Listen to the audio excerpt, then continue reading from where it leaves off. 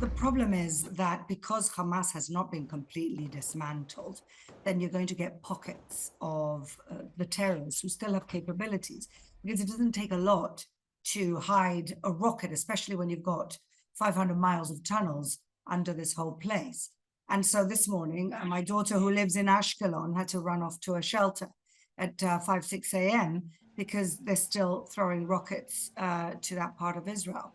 And this is why we have to be determined to have two things happen before the end of the war in Gaza.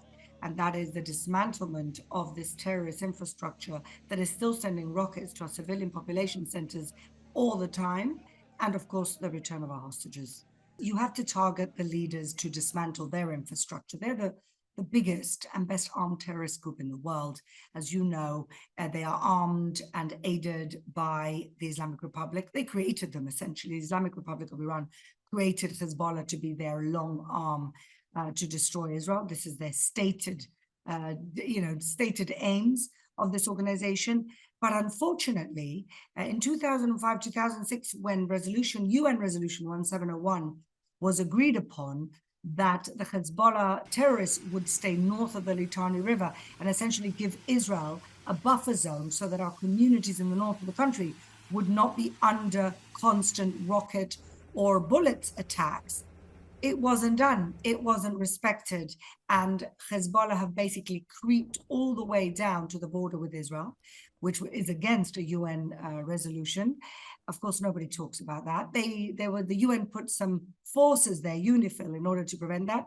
But UNIFIL have been completely powerless against the very heavily armed and very lethal Hezbollah forces.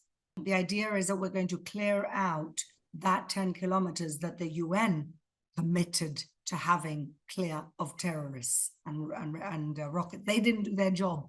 The UN did not do their job. And therefore, our soldiers, our brave young men and women have to go and do that job, because there's 70,000 Israelis that are not living in their homes in the north of Israel because of constant rocket fire. Yesterday, a couple was killed by a rocket.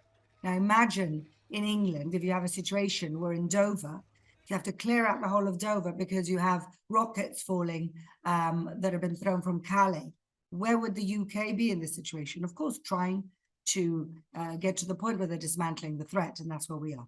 You have to imagine this is not new for Israel, but 1948, when the state of Israel was declared, all of the Arab armies in our borders, all of them, fought Israel to destroy Israel. They did it again in 1967 and 1973.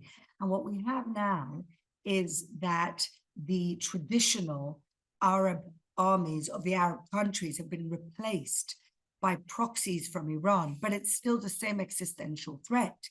Hezbollah have stated they want to destroy Israel. Hamas have stated they want to destroy Israel. They're not talking about territorial compromise.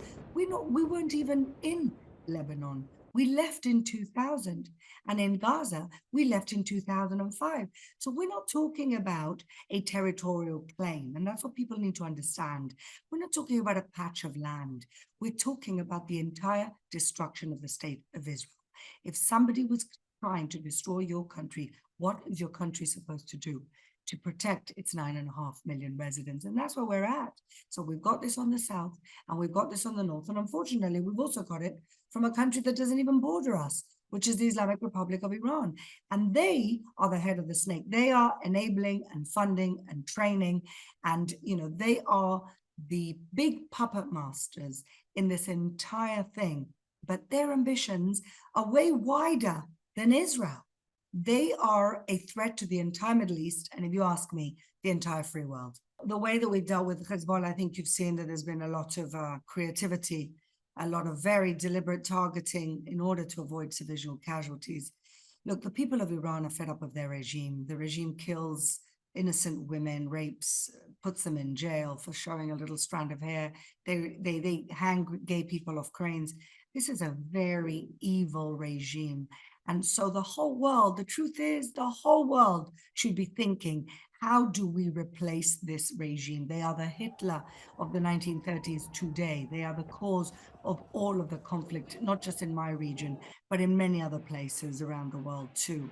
But I don't think, unfortunately, Israel can destroy entirely their nuclear capabilities on our own. And so whatever Israel does, I know it'll be targeted, it'll be creative, and it'll be whatever attack in order to set them back, and not create a regional conflict, but try and de-escalate. Well, in a way, because it's so close to where we all live, it's a much bigger threat. But I know that the IDF have been systematically trying to dismantle the terror cells. There's a lot of Hamas and Islamic Jihad terror cells in Judea and Samaria, the West Bank, and Israel has been systematic in trying to clear it out. But ultimately, all of this is just putting a plaster on a wound. And what we really need to do is decide or try and figure out or nurture or get the world to actually decide to nurture the leaders of peace with the Palestinians. They don't have leaders that have ever advocated for peace. The ones that seem more moderate are completely corrupt, and the others are all, terrorists who want the destruction of the state of Israel. And so if we all really want a better future for the Palestinian people, what the world should be doing is stopping the funding to these thieves and murderers, funding that come through UNRWA. For example, Britain reinstated the funding to UNRWA, which not only funds a horribly poisonous educational system that teaches Palestinian kids that the best thing they can do with their lives is kill Israelis and martyr themselves, an educational system that basically had teachers who took part in Gaza in October the 7th massacre. Instead of funding these institutions, the world should be saying, we won't fund unless these conditions are met. Conditions of peace, conditions of education to peace, conditions of de-radicalization. Until that happens, you're just pushing the problem down the road. We're not really solving any of these problems.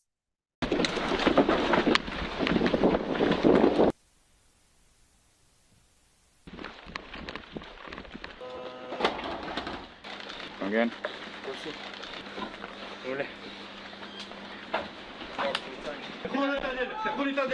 افتحي الباب.